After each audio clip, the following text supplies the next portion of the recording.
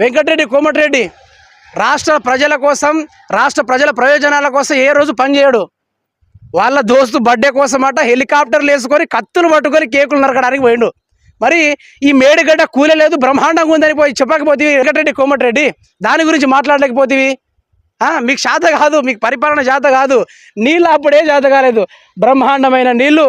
అటు పరంగా చూసుకుంటే గోదావరి పరవళ్ళెత్తుకుంటూ పరిగెత్తుకుంటూ మేడిగడ్డ దగ్గరకు వచ్చి నన్ను ఆపవయ్యా ఓ కాంగ్రెస్ వాడా అంటే నా వల్ల కాదని చేతులు ఎత్తెత్తి చూడడానికి బ్రహ్మాండమైన నీళ్లు.